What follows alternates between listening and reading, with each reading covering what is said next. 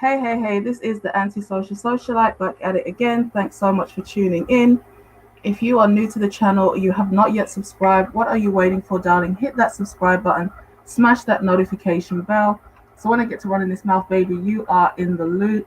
You see the title, you know what time it is. This is a re-upload because YouTube is giving me a pain in my behind. And as a result of copyright strikes, not copyright strike, just copyright in general. They said that the video that I uploaded was breaching copyright because I played probably too much of the last video. So I said, all right, I'll do it again. This time I'll try a bit different. I, I like me a little bit of trash TV.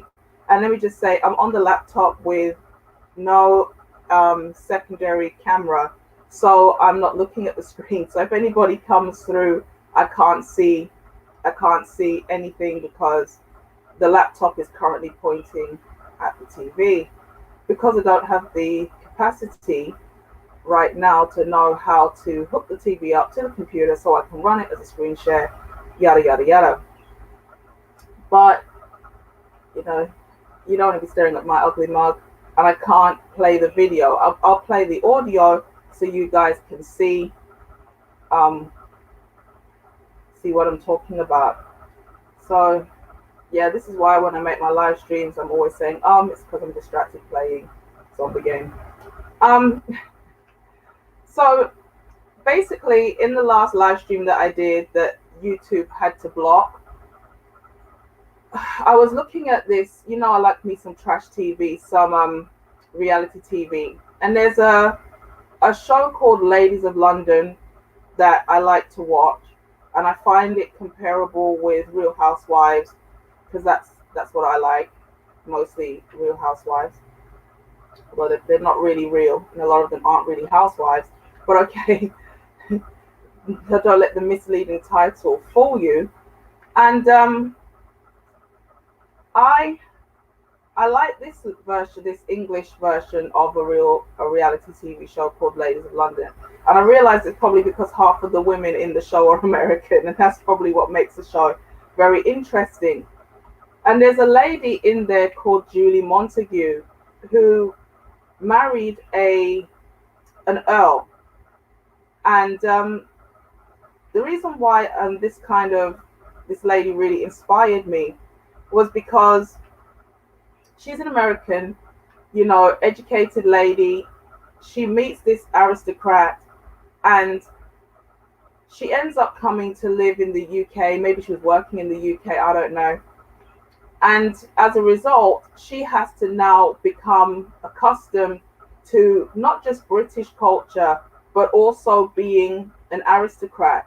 Now, she did an interview for, I'm not sure the lady because I can't see it now, a daytime TV show where she, is coming up to the wedding of Meghan Markle to Prince Harry. Oh, damn it. And she was being asked, as an American, what kind of things will Meghan Markle have to get used to? And I found this really interesting because the concept and the topic of a high value man has become very popular right now. And what a lot of people don't seem to understand is when you become the wife of a high value man, you actually will have to adjust. And if I can get into the video, it'd be really good because what she actually done was she had to learn how to eat with a knife and fork because she said in America, a lot of the times people only use what do they normally use? They only use a fork. I knew some of these etiquette rules already, like you eat with the fork in the left hand, but then if you want to eat with the fork alone, you have to switch to the right. What your knife and fork communicate. Some of them I knew, like if you have the knife and fork at a certain angle, it means I'm still eating. If you have it at a certain angle, it means I'm finished. But she said there were a whole host of things that you would have to learn, like how to curtsy. Obviously, being in the royal family, that's a thing. If you're the wife of a high value man, you're not really going to be curtsying to anybody. But it was interesting because she said, now that I'm the wife of this high value man, he has this stately home that I have to help him maintain because um, stately homes are listed buildings, meaning you can't really do anything to them. It's very hard to modify them because you have to use original materials. You have to get tradespeople who know how to restore these buildings. You can't really just knock a wall down. You need a lot of planning permission and all kind of rubbish to keep these stately homes going. They're huge, they're hard to maintain, they're hard to even just keep warm. So as a result of that, what ends up happening is people who own stately homes often try to make these homes make money by using them as event spaces. And I don't know Julie's history, but I'm assuming she must be educated because she was moving in these kind of circles. That's how she met a viscount and a royal in the first place. And I'll try and play the video but I'm not going to play the I'm not going to play the video. I'll just try and play the audio so you can hear. So basically, Julie goes into the shop of this stately home, and she ends up, what was it? She has to go into the shop, and she's talking to the staff because I'll let her explain, and then I'll come back with my commentary. Hopefully, YouTube will not be giving me a hard time. So this is Bravo. This is an episode of Ladies of London. Julie and her husband pull up in the car. 2,000 acres, 25 homes. There is farmland. There's tenants. There's a gift Let me know shop, if you can there's hear. a cafe. We basically run a village. Literally, the name of the village is Mapperton. Hello. Hi. How are you? The staff at Mapperton. Everybody's worked there for years, decades, some of them. Anthea's like an institution at Mapperton. She knows everything. She's one big Mapperton encyclopedia. Leslie. She kind of scares me. I want to hear and see everything. Cool. What's this? This is for your approval. Okay, so what do you think? So she's gone into the shop that's connected to this stately home, and she's asking the lady who's been working there for like 100 years, Well, what do you think of these cups and what do you think of these blah blah blah? And You know what? I was gonna go with blue, and then I went with green because I haven't seen. By the the way, lady's just looking at her like, I don't really like these things. Oh my gosh! Change will always cause resistance, but don't you like this? Oh my god, why don't you share it? They've never had this before. They've never had somebody like me come in before and really change things up. But what don't you like? Is it too messy? I wouldn't buy anything brand new like that. It's just not my thing. So you get an idea. How are numbers? Are there lots of people coming through? I'm not buying a huge amount. I don't want to be written about in a textbook 100 years from now and be like, and he married this stupid girl from the Midwest and she ruined the whole thing. Oh my god, stop. Okay, so you get it, right?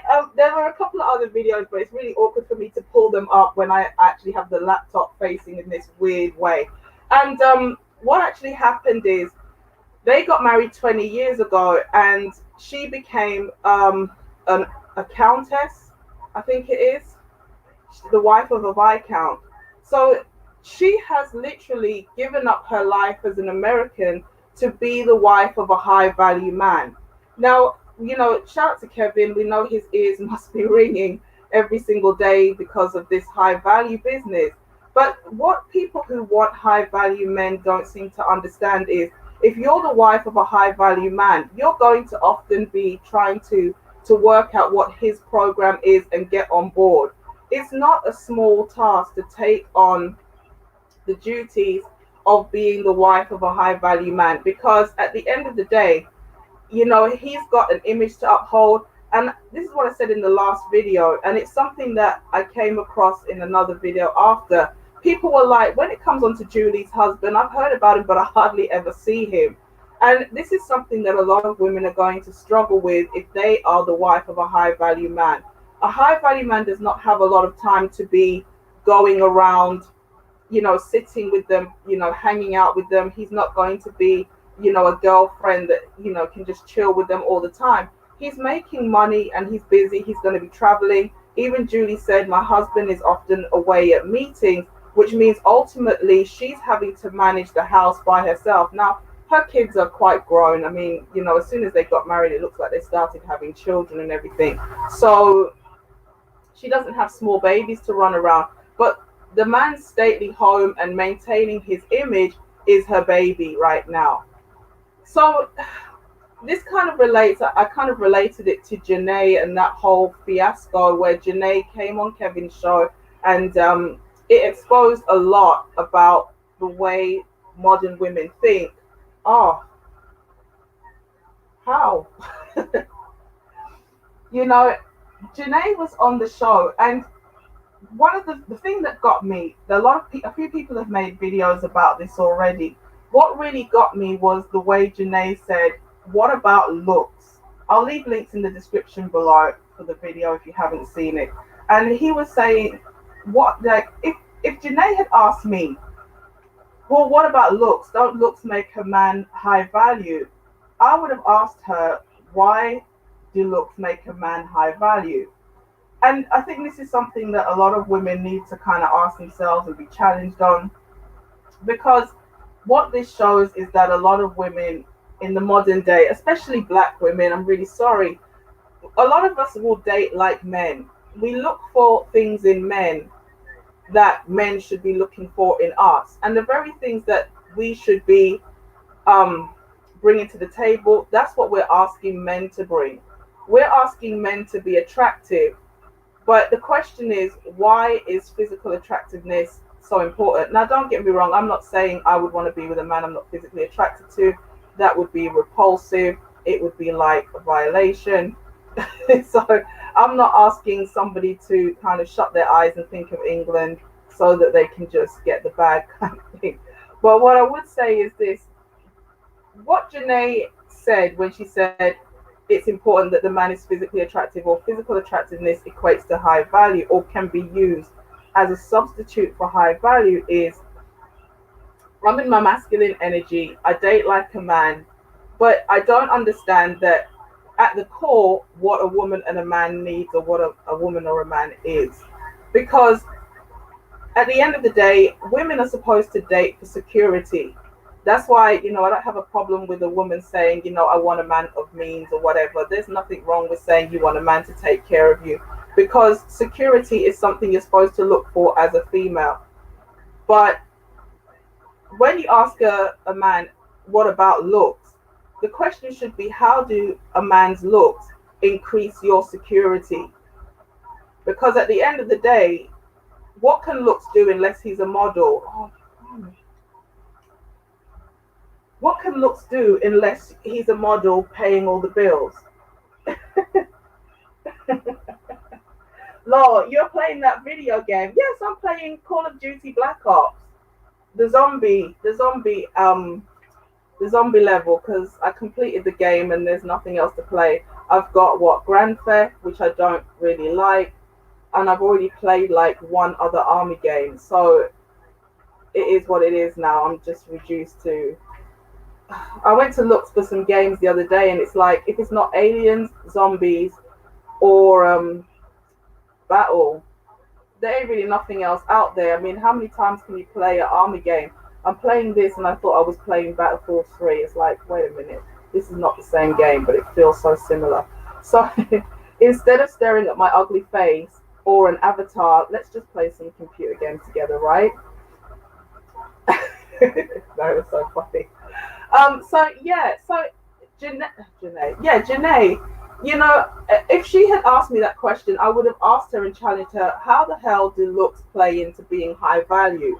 when it comes on to security, how will you be secured by a man who has looks? Look, don't even try it. And if she couldn't answer, that would tell you why a lot of women, especially black women, are single. Because, or not even single, they're not single, they're disappointed because they're leading with their accomplishments, they're leading with their degrees and their career, and they're dating like men, looking for men who get them physically aroused. But in the long term, those looks cannot get you, they can't get you anywhere. So the reason why I wanted to play this video by Julie, because it really demonstrated how much work goes into being the wife of a high value man. When you're the wife of a high value man, you have a lot to maintain because while he's away, probably keeping most of the money flowing in, to be fair, you've got to keep the house running, the kids educated, whatever businesses he's running, you're going to have to manage it. And Janae saying, I don't like the idea of not being able to basically pursue my ambition because I'll have to play the secondary role, is why a lot of women, especially educated women, are disqualified from being a high value man. They don't want to play that secondary position and feel like they're giving up on their identity. But kudos to Julie for coming from abroad, having to learn English culture, and also, integrating into aristocracy in order to maintain her high value man. And that was really all I wanted to say. She made that sacrifice in order to get what she wanted.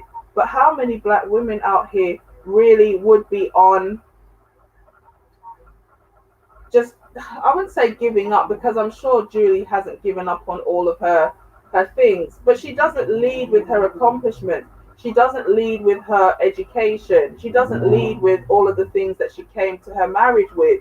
Her identity is fully in being a good wife to her husband, managing the estate. And you heard in the little clip that I played, she said, the last thing I want is to be remembered as the American woman that this guy married, who basically ran this stately home into the ground. And a lot of black women, they probably don't think like this, like, I represent my husband and it's important that I represent him well.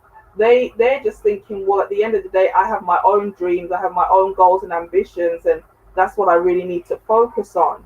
What are you doing? Run.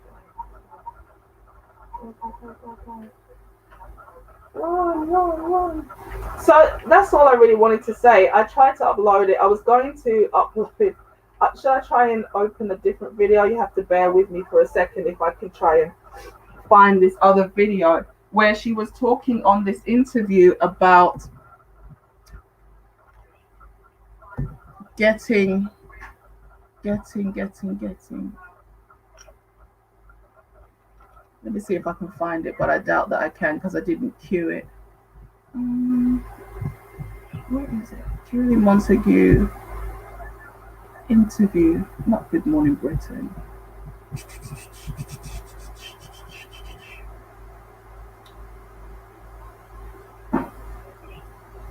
Is it this one? Let me see. Is it this one? So, no.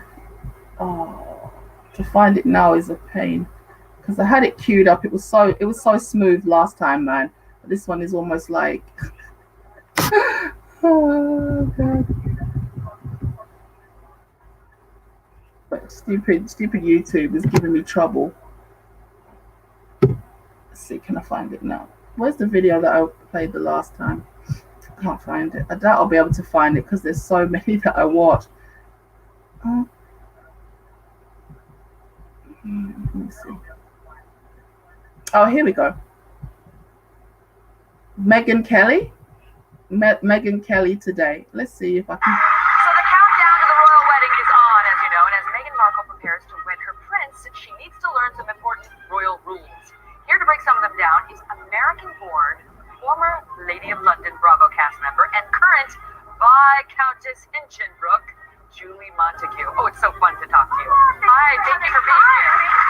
So you were born in Illinois. Yeah. You were over in London, and you met this cute guy, and you were dating for 3 months. And then what was the first clue that you were royal?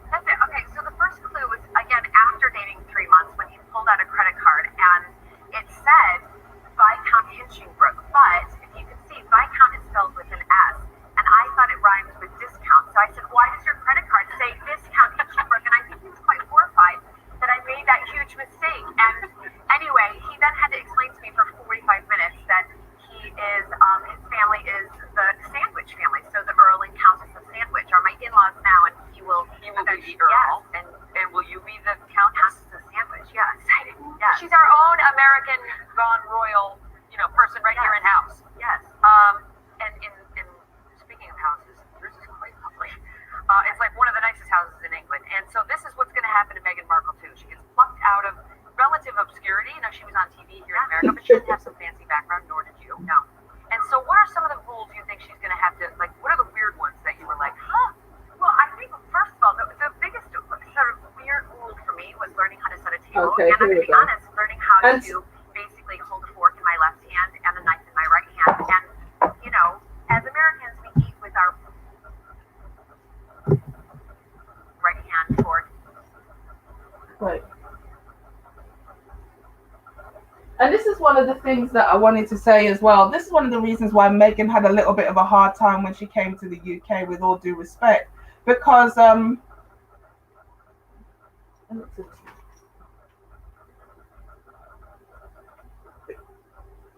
she basically didn't want to play the game. There are certain rules, like when you have a baby, you have to stand outside the hospital and take all the pictures and blah blah blah. And she basically didn't want to do some of the things that were just royal family traditions. And as much as there's racism, and we know that the paparazzi have no respect for anybody, they'll hound you literally to death. It wasn't just that. Even some of the public had issues with Meghan because there were certain things that as a royal you're expected to do. And when you integrate into that family, they want those traditions to be upheld. And Meghan wasn't playing those games, So as much as I get, like, there's racism and the paparazzi is a nuisance, it wasn't just the fact that she was black. It was the fact that even the public, some of them had an issue with her because she wouldn't do like Kate. Now Kate is obviously different because Kate was born and raised in the UK. She actually comes from that class of family. So it wasn't like it was that much of a culture shift for her. And also she knew that when she married William, she would eventually be, the wife of the king, because a lot of people don't think Charles will ever be king because it looks like the queen is like planning to die anytime soon. You know what I mean? And it's like, I don't know, he might just say, seeing as William is popular, just let him have the throne. So Kate knows that she's going to be the wife of the king, so she has to show a good front. Whereas Harry's like 1,000 miles from the throne. Like a bomb would have to drop on Buckingham Palace, and literally half of the royal family would have to be wiped out for Harry to get a sniff of that throne. So he just does what he likes because he knows he'll never be king, kind of thing. And maybe that's why he doesn't mind marrying Meghan, who's slightly older, divorcee and American actress kind of thing. It's not the first time a royal's done that. But at the end of the day, there's a way to do things if you want to be accepted in those kind of elite circles. And what people like Julie have proven is, if you want to run in those circles, you have to be willing to sacrifice some of your identity and your tradition. Yes, you're an American, you have American culture, but if you want to be accepted, not just in aristocracy or royalty, because we know that's very few of us, but just even being in that elite class of people with a high value man, you have to be willing to play the game. You have to be willing to play the game. And so let's see what Julie says after this bit. So the first thing she mentioned was eating. We have to cut up something and then we put it. No. You're always fork left hand, knife right hand, and cutting it up. Yeah, and then you have to place it when you're finished a certain way, and when you're not finished but you're in mid sentence, you have to place it a different way. Did somebody sit you down? Did somebody sit you down and walk you through all this? My sister-in-law did. My sister-in-law, and still to this day, 20 years on, still has to tell me. Even if you're eating like mashed potatoes, you have to use your left hand? Yes. Scoop them up? Yeah, peas. Even those little peas, you're using it. Who knew it? Yes. We knew the Brits drove on the left side of the road. Yeah, if you eat mashed potato, you have to kind of stick whatever you're eating with the fork. So what else? So and then you kind of scrape up a little bit of mash and lay it on the back of the fork, and that's technically a bite. Yeah, that's how you gotta eat. You can't just be like shoveling it in like whoa, whoa, whoa. Or hands. It's like, no. Oh my god. The only thing you can really eat with your hands is, I think, in etiquette wise, I think you're allowed to pick up chicken.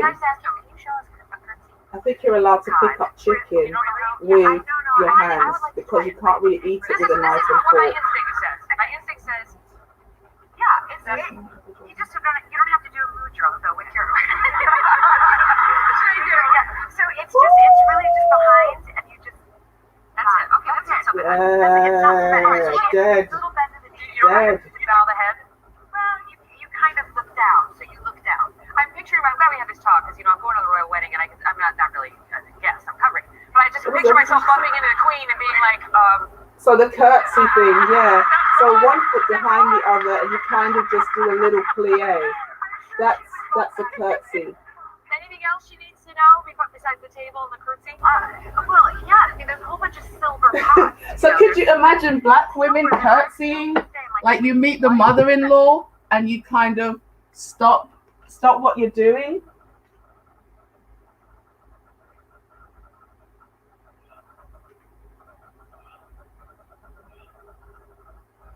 And give a little bow, man. Come on, like this is what it takes to be the wife of a high value man. Or when you're running around, you're moving in certain circles. Oh.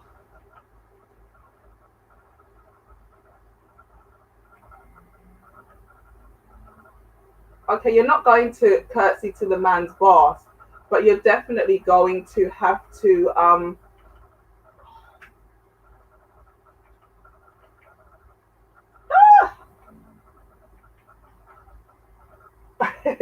what are you going to have to do? You're going to have to know how to shake hands. You're going to have to know how to, and she's going to talk about this. I'm not even going to play it, but she talks about how you have to learn how to set a table, how a lot of people have a lot of silverware on the table. There's a ton of silverware, and it's like you need to know what each piece of cutlery is for. The rule, obviously, a lot of people know the rule generally is if you have a multiple course meal, you start with the cutlery from the outside and work your way into the middle. The cutlery gradually gets a bit bigger because you're moving towards the main course, but you've got things like soup spoons, you've got a butter knife, you need to know which plate is for the roll, which glass is for the water. I mean, we're not talking about, just throwing it down on a plate. And, Kevin kind of stole the idea from my head because I was thinking about this some weeks back. He did a live stream and he asked the lady, have you ever done a dinner party? And have you ever been to a 7-course meal? Which I wasn't even sure. Well, actually, I think I have seen 7 courses. And she said 5. And it's like, even up to 5, I haven't really got a clue. I know soup, salad, main, dessert. What's the first one? Hors d'oeuvres? I don't even know. But the point is this: when you move in certain circles, you will be asked to put on a soiree. You will be asked to entertain guests and set a meal or do a fundraiser or a charitable event of some kind. And how many black women are raised to know how to operate in that kind of manner? That's why the whole high value conversation is very interesting, because it's evident a lot of women, with all due respect, especially black women, they just have no understanding of what it takes to be the wife of a man moving in these kind of circles. And what I would have said is, if you are a woman, obviously as an adult, maybe you'd have to go to finishing school, but if you're a mom and you've got daughters, start taking your daughters to nice restaurants. Take them to the art galleries. Take them to places where they're going to become cultured. Because I think one of the biggest things that gets on my nerves about black people is we like to shame each other for things that we should be promoting, and the things we should be ashamed of. These are the things that we actually don't shame for. Like, oh, if you go to nice restaurants and like art, you're labeled a coon and a sellout and a desperate to be white, especially by people who like to promote divesting, which I always find a little bit weird. Why are you complaining about somebody wanting to be white if you're there extolling, the virtues of white men? Because we're not talking about black men.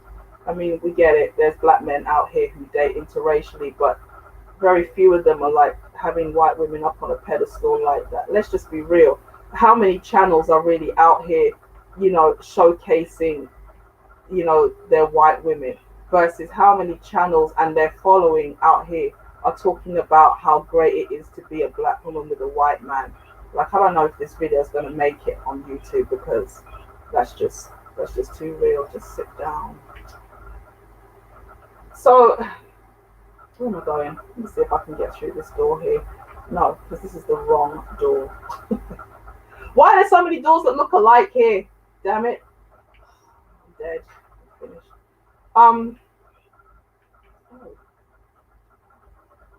So yeah, I mean, obviously I'm the wife of a high value man because I like to play Call of Duty. So I'm joking. But yeah, so it's just, the conversation with this high value piece is very interesting because it just shows how out of touch women really are with what it takes. These things were common knowledge once upon a time. Dinner parties, hosting functions, how to dress as a lady, smoking jackets versus day jacket versus evening wear. I mean, I knew people who they're older people. They were like, we used to get dressed to come down for dinner in our own home. I'm like, what? You ate round the table and you put on a nice outfit to eat dinner in your house, not even a restaurant? They were like, yeah, that was like the time we lived in. I was like, wow. It's like, and I'm there kind of eating my sandwich as I run down the street and people are asking me which meal is this supposed to be. I'm looking at the watch like, I don't know, it's somewhere in between lunch and dinner.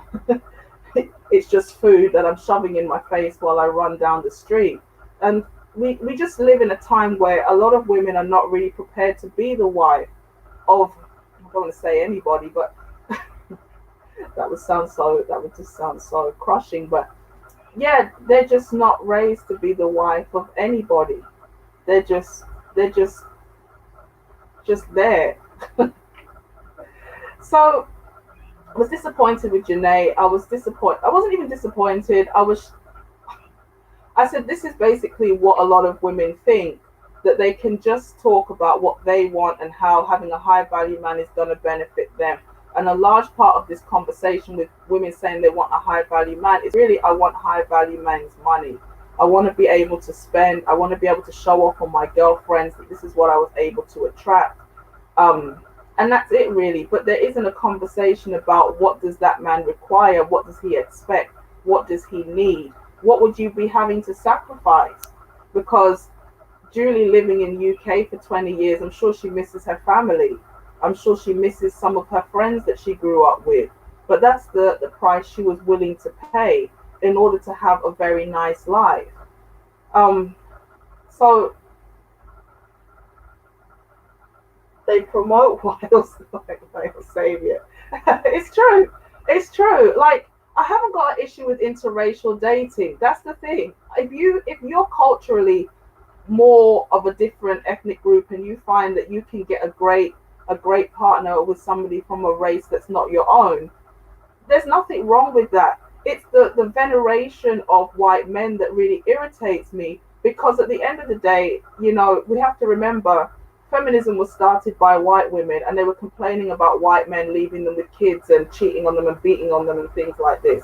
So let's not pretend that every race of women around the world is not complaining about their men to some degree. They are. It just happens that, you're only going to see what personally affects you.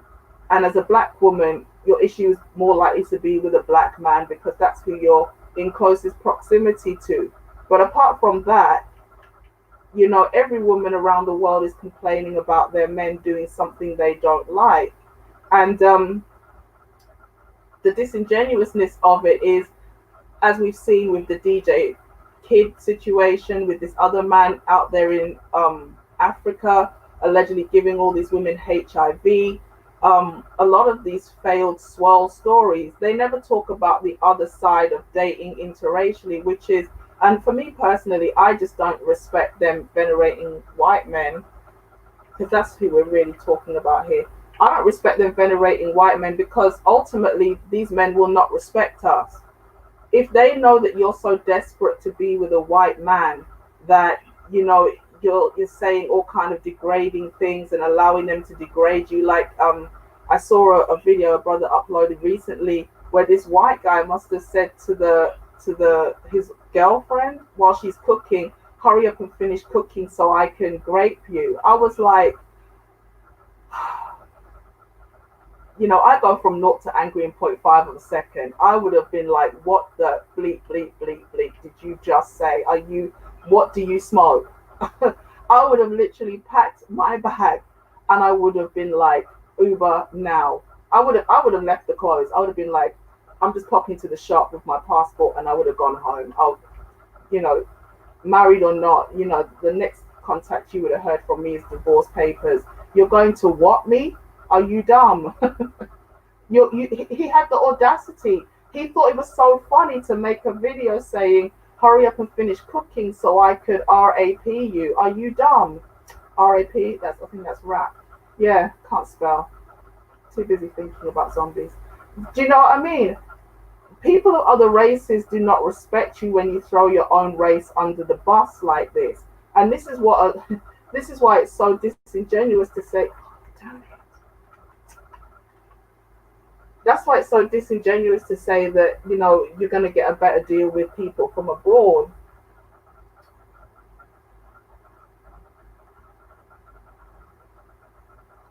Yeah, counter narratives. I mean, at the end of the day, there's no like in every race there's good and bad. So there's no point to be like, oh wow, let me just worship these people from another race because they're so perfect. And I tell you what, I tell you, this is maybe one of the last things I'm going to say before I go to work, right? You've got these people who are like, what was I going to say? Oh, there was recently a video about, why do black men keep dating these like fat white single mothers?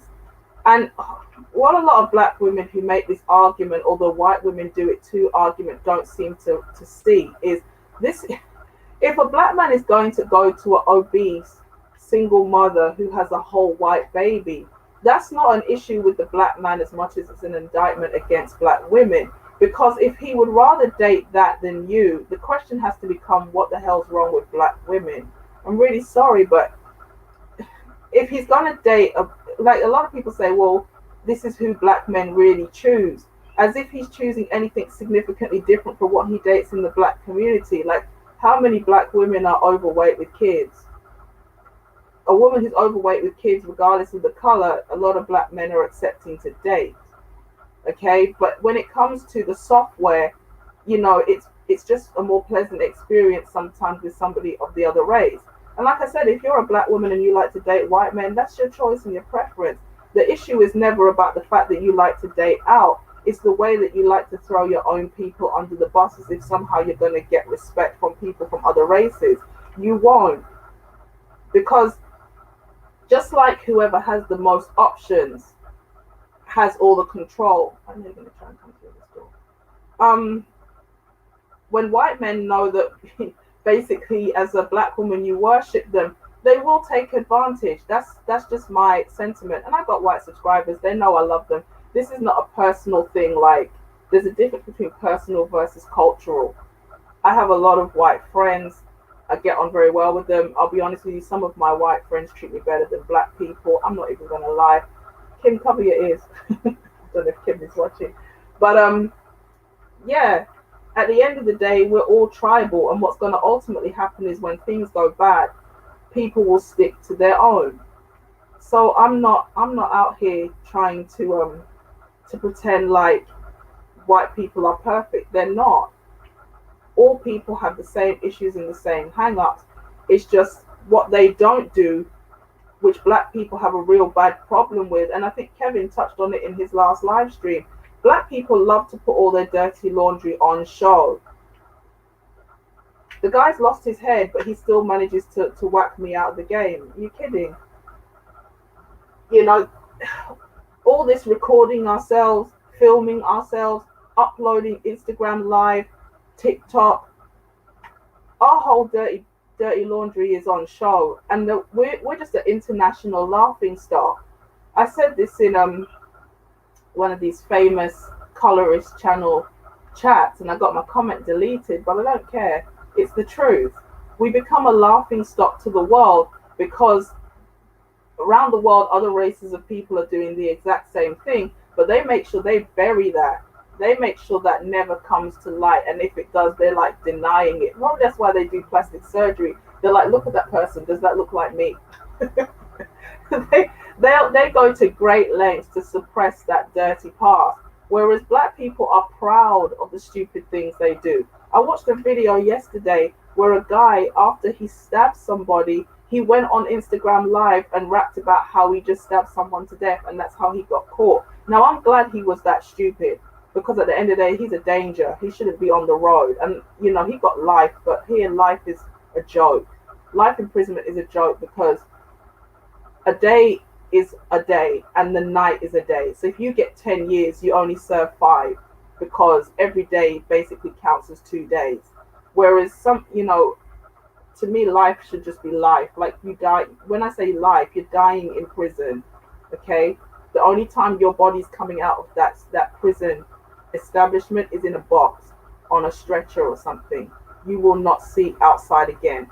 Like, if I was prime minister or president, first and foremost, the Alcatraz would have to be reopened, and I'd personally set a GoFundMe to fill the water with like meat, so there's always sharks and things around it. Anybody who tries to escape, let nature take its course, kind of thing. I swear to God, there's some people that just can't be rehabilitated, and I'm not really a fan of the death penalty, although keeping degenerates alive is a hell of an expense on the economy. I don't want to hear about your rights when you took away the rights of your victims. Okay, so if I was prime minister, you would be breaking rocks, and you would be you'd be breaking rocks every day. You'd be breaking rocks, digging the road with a spoon or something. I don't care. You don't deserve the right to anything once you commit certain heinous crimes. But that's not what we're talking about here. But the guy is actually rapping online about how he's just killed somebody.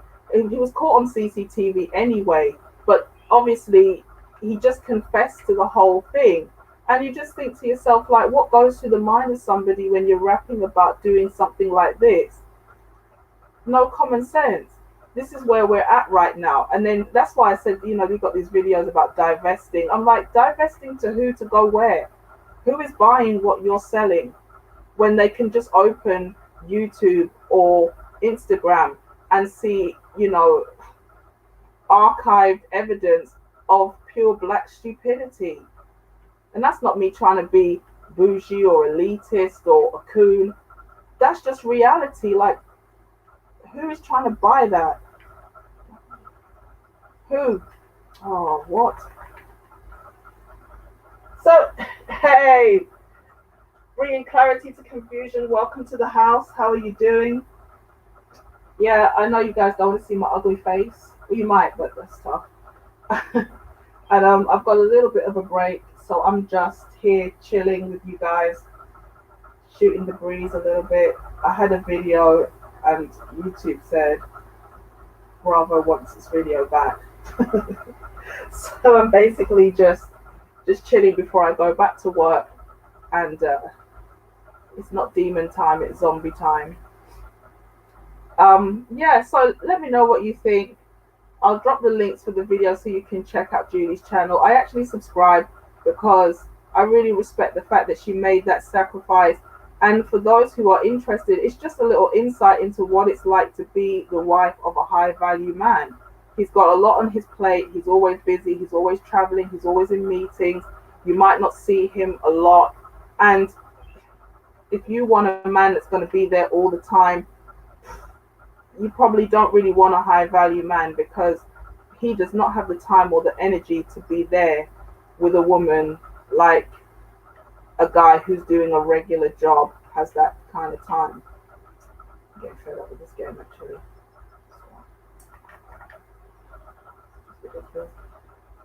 So I'm going to jump off. I'm glad everybody stopped by. It was nice to see all of you guys in the house. Let me know what you think.